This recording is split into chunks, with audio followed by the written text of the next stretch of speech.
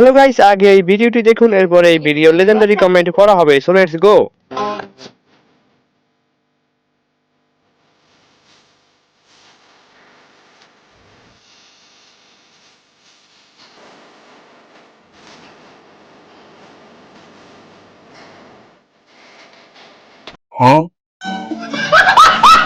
तो चलिए शुरू करते हैं।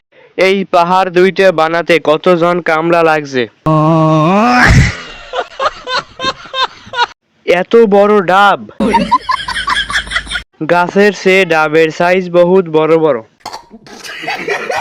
সবকিছু খুব তাড়াতাড়ি বড় হয়ে গেল। কয়জনের হাতের ছোঁয়া পেয়ে এত বড় হয়ে গেল?